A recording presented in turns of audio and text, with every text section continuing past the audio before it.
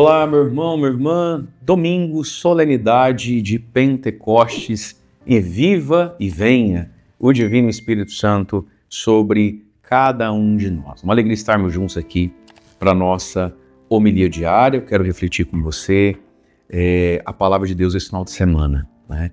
Eu vou optar por proclamar não o Evangelho, porque o Evangelho de hoje é o mesmo Evangelho do primeiro domingo da Páscoa, né? Opto hoje por proclamar a primeira leitura da missa aí que você vai, que é Atos dos Apóstolos, capítulo 2, versículos de 1 a 11, que também é uma narrativa muito bonita do dia de Pentecostes, e nós vamos meditar um pouco a palavra e tudo aquilo que diz hoje a liturgia da igreja. Então vamos lá, Atos dos Apóstolos, capítulo 2, versículos de 1 a 11, diz assim: Quando chegou o dia de Pentecostes, os discípulos estavam todos reunidos no mesmo lugar. De repente veio do céu um barulho como se fosse uma forte ventania, que encheu a casa onde eles se encontravam. Então apareceram línguas como de fogo que se repartiram e pousaram sobre cada um deles. Todos ficaram cheios do Espírito Santo e começaram a falar em outras línguas conforme o Espírito os inspirava. Moravam em Jerusalém judeus devotos de todas as nações do mundo. Quando ouviram o barulho, juntou-se a multidão e todos ficaram confusos, pois cada um ouvia os discípulos falar em sua própria língua. Cheios de espanto e de admiração, diziam: esses homens que estão falando não são todos galileus? Como é que nós os escutamos a nossa própria língua? Nós que somos partos, medos e elamitas, habitantes da Mesopotâmia, da Judéia e da Capadócia, do Ponto e da Ásia, da Frígia e da Panfilha, do Egito e da parte da Líbia, próxima de Cirene, também romanos que aqui residem, judeus e prosélitos, cretenses e árabes, todos nós os escutamos anunciarem as maravilhas de Deus na nossa própria língua. Palavra do Senhor, graças a Deus. Muito bem, quando chegou o dia de Pentecostes? Então, nesse final de semana, você vai à missa aí na sua paróquia, porque eu sei que você sabe que assistir um vídeo no YouTube não é ir à missa, não é? Não cumpre com onde 2 ou 3 se reúnem, fazer isso em memória de mim, enfim. Mas quando você for à missa aí, você vai celebrar o Pentecostes, a vinda do Espírito Santo. Então, 50 dias após a Páscoa, nós tivemos e celebramos a Páscoa do Senhor no Tríduo Pascal.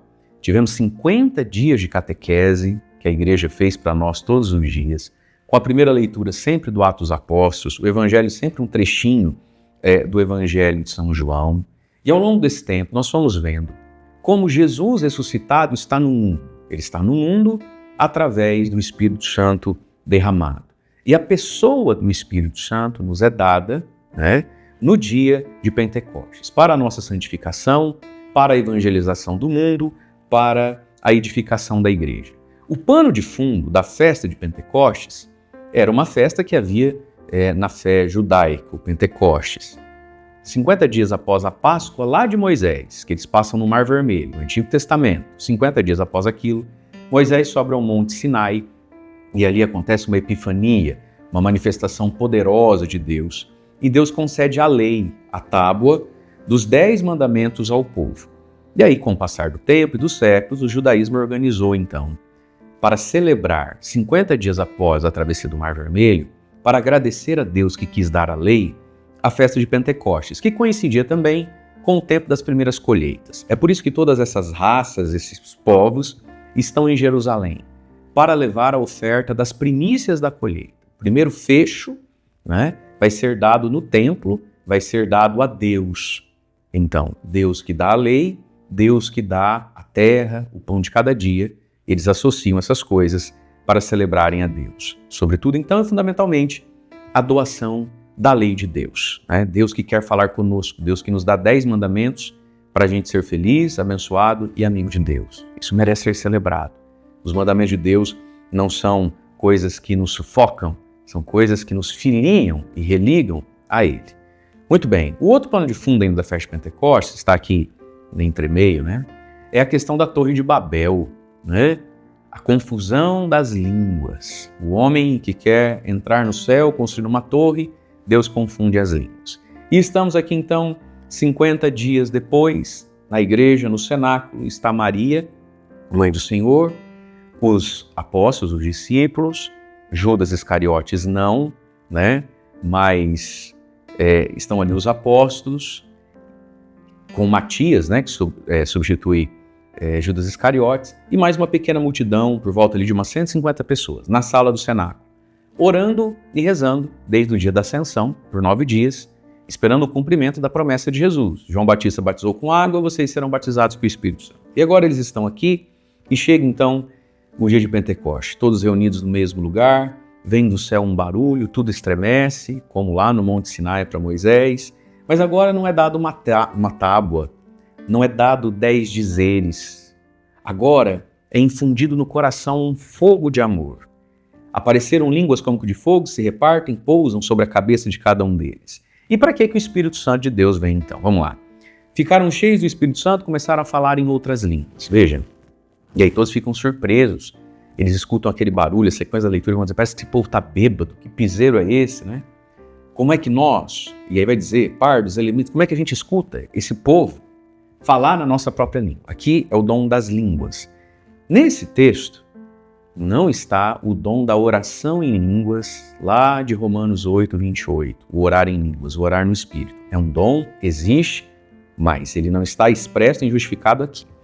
Aqui está dado o dom das línguas, que a gente poderia falar de xenoglacia. De fato, eles falavam idiomas que já existiam. Olha o que ele diz. Nós os ouvimos falar na nossa própria língua. Eu sou grego, eu estou ouvindo grego. Eu sou romano, eu estou ouvindo latim. Eu sou elamita, estou ouvindo lá o idioma do elamita.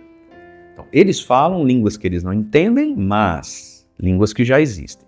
Outra coisa que existe também, Romanos 8, 28, é a chamada oração em línguas no Espírito, onde a língua que é dita, eu não entendo o que estou dizendo porque ela nem existe. É Deus que interpreta e é uma oração para edificar o coração, o Espírito. Aqui são línguas para a evangelização. Mas veja, o Espírito Santo então enche. Primeiro, ficar cheio. Segundo, proclamar as maravilhas de Deus na língua que o outro entende. O Pentecostes foi realizado para que a igreja seja capaz de ser cheia do Espírito, do poder, da ousadia, da unção, do efeito. Para quê? Para falar numa língua que o ser humano seja capaz de entender. Salvar todos os homens e o homem todo. Conseguir evangelizar pobre e rico, direita e esquerda, criança e velhinho. Evangelizar todos os homens, né? Toda a humanidade. Qual é o conteúdo da evangelização? As maravilhas de Deus. E a maravilha de Deus é que Jesus morreu e ressuscitou por nós. Nós somos amados, perdoados e salvos em Jesus. Essa é a maravilha de Deus. Esse é o conteúdo do querigma, do Evangelho. Todos nós os escutamos anunciarem as maravilhas de Deus na nossa própria língua. Tem muito evangelizador por aí que anuncia de um tudo, só não anuncia as maravilhas de Deus na língua que o outro entende. O conteúdo do Evangelho, meus queridos, não são as nossas polêmicas internas.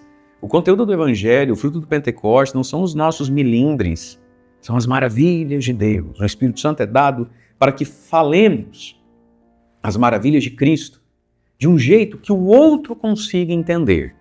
Aí vem o refrão do Salmo, enviai o vosso Espírito, Senhor, e da terra toda a face renovai. Na missa que você vai cantar bonito esse refrão, porque é uma prece, é a igreja que intercede pelo mundo, pedindo a renovação de todas as coisas. Para que mais o Espírito Santo é dado?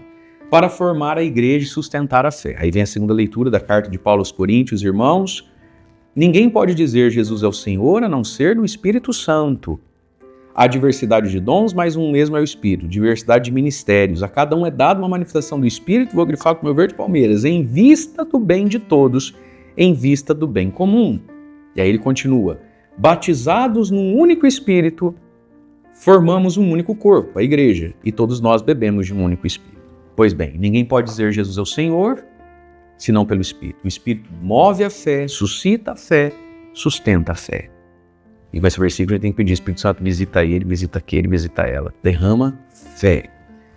E essa fé nos torna corpo, nos torna igreja e nos capacita para o bem de todos. Portanto, não existe fé desprendido, descolado, desligado e não dedicado à comunidade cristã, que é a igreja.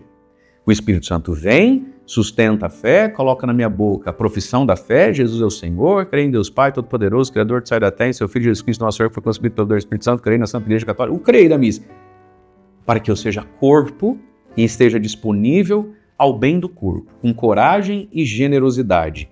E aí nós temos, depois da segunda leitura, antes de cantar a aclamação ao Evangelho, vai ser cantada a sequência de Pentecostes, né? Espírito de Deus, enviai dos céus um raio de luz, vinde Pai dos pobres, dai ao coração vossos 7 dons, consolo que acalma, hóspede da alma. um grande louvor, cheio de imagens, aquilo que o Espírito Santo faz em nós. E aí vem o Evangelho, que é o Evangelho lá do Domingo da Misericórdia. Na tarde da Páscoa houve um primeiro Pentecostes. Diferente do Pentecostes de Lucas, que escreve Atos dos Apóstolos, 50 dias depois, esse Pentecostes comunitário, carismático, né, que nos capacita, é o Pentecostes só dos apóstolos, só dos discípulos, onde Jesus vem e sopra o Espírito Santo e diz: a paz esteja convosco, recebei o Espírito Santo. A quem perdoardes os pecados, eles serão perdoados, a quem os não perdoardes, eles lhes serão retidos. Portanto, com o Espírito Santo carismático, dinamite, poder, força, evangelização, formar a igreja, proclamar maravilhas, também é o mesmo Espírito que gera arrependimento para que eu confesse os meus pecados. E também é o mesmo Espírito que, na pessoa do sacerdote, do padre, do ministério dele, o capacita para que eu receba o perdão a quem vocês perdoarem os pecados. Ele não está falando aqui para a multidão do Pentecostes. Ali tinha homem, mulher, criança, jovem, os apóstolos, os leigos, não. Aqui só para os sacerdotes na tarde da Páscoa, a quem vocês perdoarem os pecados, eles serão perdoados. Portanto, queridos, o Espírito Santo vem para gerar arrependimento, contrição e esperança de vida nova, para que possamos formar a igreja, levar a paz de Cristo ao mundo, na diversidade de ministérios, sermos disponíveis a Cristo para que Ele opere no mundo a salvação. E quem recebe o Espírito Santo sente um desejo e recebe uma direção de pertencer à igreja, formar o corpo de Cristo. Uns são a boca, outros são os braços, outros são o coração, o pulmão, né? Mas nós pertencemos à igreja, fazemos parte dessa comunhão. Tudo isso, hoje, nessa imagem de um vento poderoso e de línguas de fogo. O fogo aquece, purifica, ilumina e nos leva para o reino de Deus. Eu gravei 2 canções que talvez te ajude a rezar no dia de hoje. Você coloca assim no YouTube, Padre Mário, Línguas de Fogo. Belíssima essa música.